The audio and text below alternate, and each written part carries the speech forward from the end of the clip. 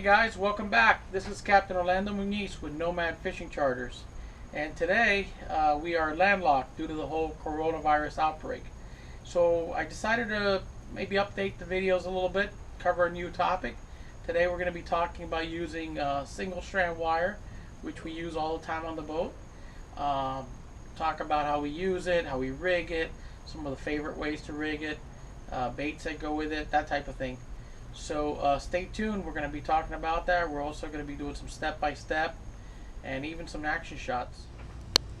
All right, I think we're going to begin with the most common use for a leader, which is our day-to-day live baiting, kite fishing, that type of thing. You can use this for flat lines.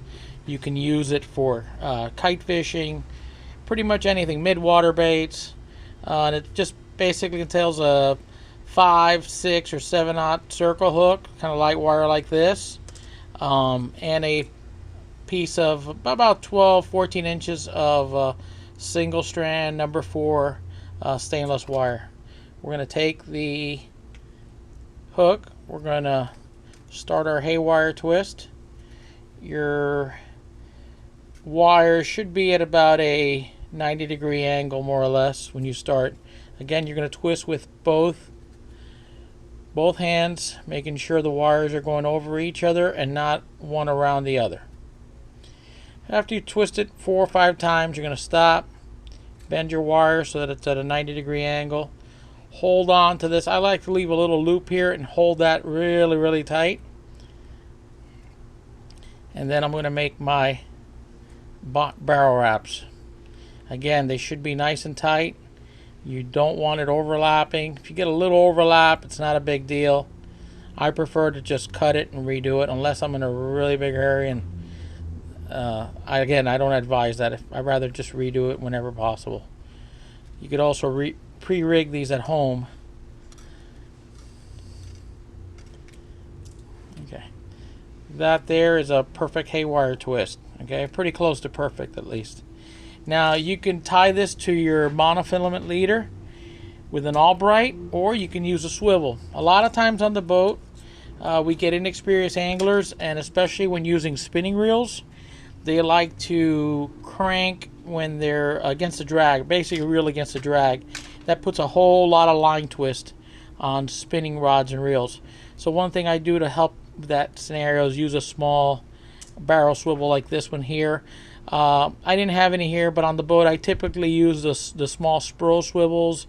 You know, they're 50-pound or 80-pound. They're about half the size of this, and they're a lot stronger. But in this case, I'm just using a standard barrel swivel. Again, you just take it, make a few wraps, again making sure to tie it. Both wires should be twisting. That's about the right length there. Get my barrel wraps. Remember not to cut the excess wire off. Remember to always crank it. When you crank it, you get a nice clean cut and you will not get pricked. Nothing hurts more than a piece of wire in your skin. There you have it.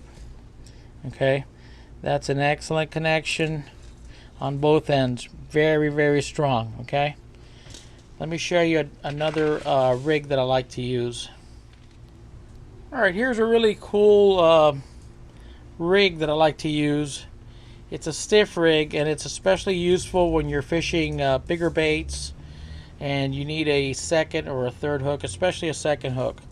Okay, the way we do this, you got to use an Octopus style hook with the eye bent back like this. This is a little bigger than I normally use, but it's fine for example, just to show you what it looks like. What I do is, instead of going through the eye, I actually tie my wire before it goes through, and I'll show you why here in a minute. I'm going to take it, make my haywire twist. You're probably wondering what's going on here. Make your haywire twist just the same way.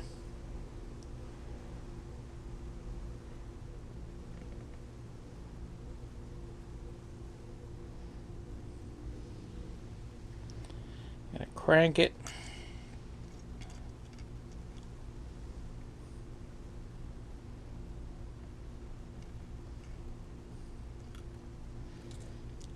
There you go. Now you're going to take this end, you're going to go through, put the point of the hook through there, just like so, and then you're going to take the other end, go through the eye of the hook, and pull on it. And what it gives you is a stiff rig. Notice how the hook is not moving. This you can put in behind a ballyhoo towards a tail, or maybe a goggle eye, a speedo, tinker mackerel, any of those bigger baits, longer baits, where you need that second hook. Now you can take another barrel swivel, tie it on this end,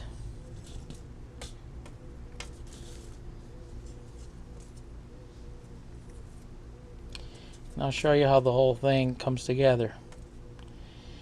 Now, one of the things people ask me is, you know, how do you get real good at making wire and wire leaders? And I said, what you need to do is take a roll of wire, bunch of hooks, and sit at a table, or maybe even while you're watching television, sit there and just practice.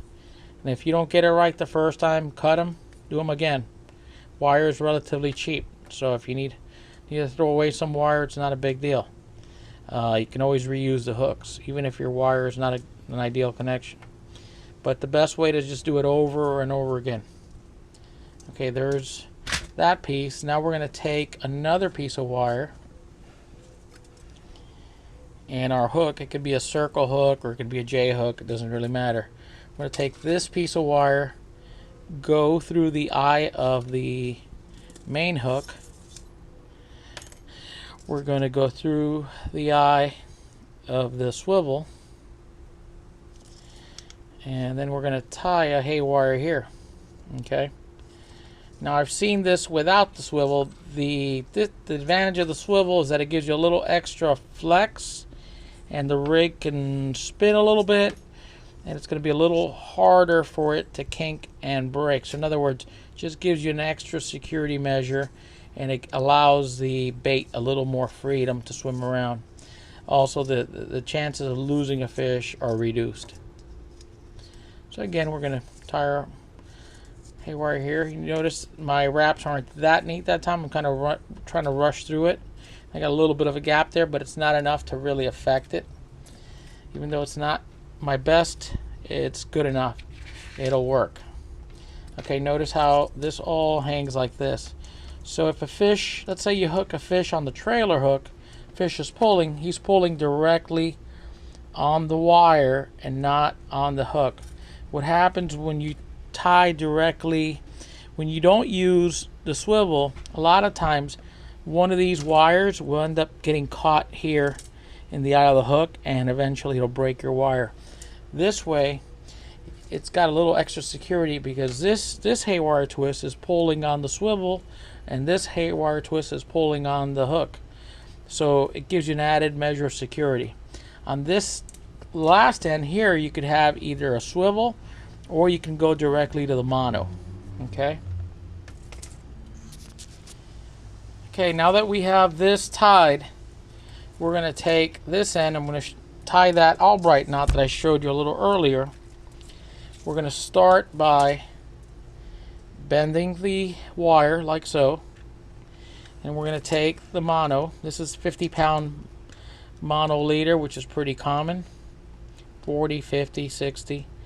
I think 50 is probably the most common. You're going to go through it like so. We're going to go around at least 3 or 4 times.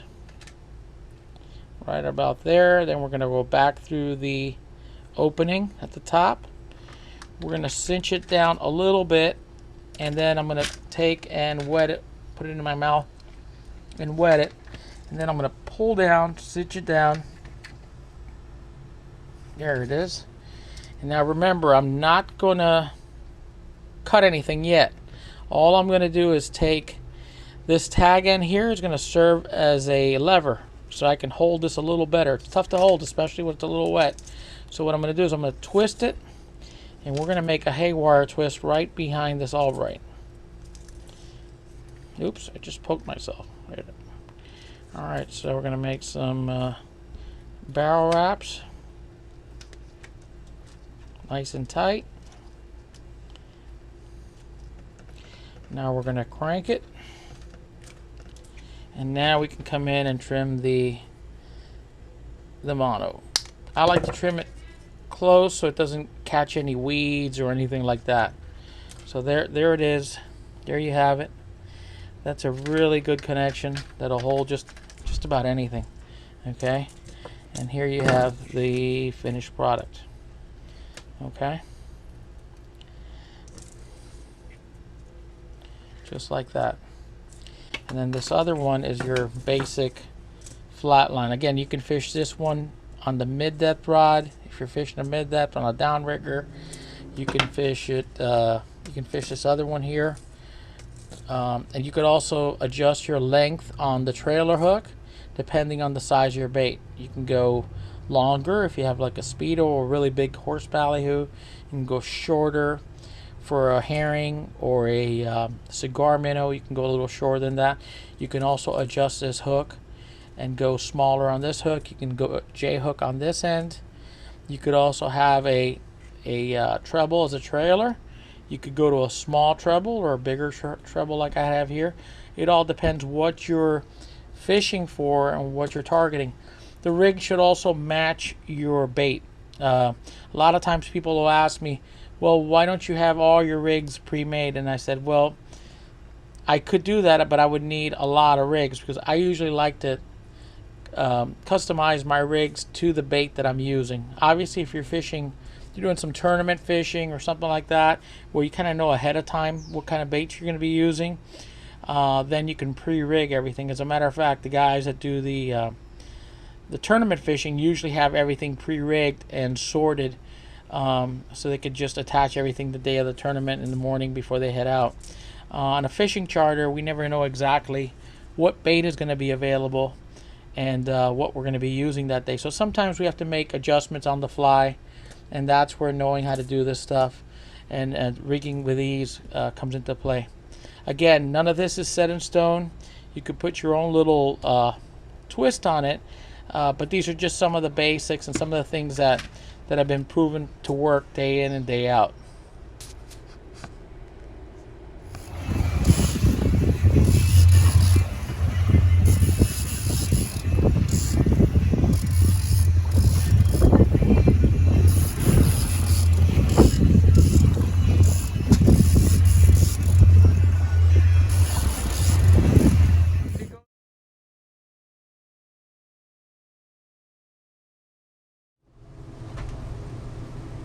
Well, folks, that's pretty much it for right now. I hope you enjoyed the video. Don't forget to like and subscribe to our page. Also, if you have any questions about anything you saw here today, feel free to make a comment or contact us directly with any questions. I'd be happy to answer them for you. Till the next video, stay safe and tight lines.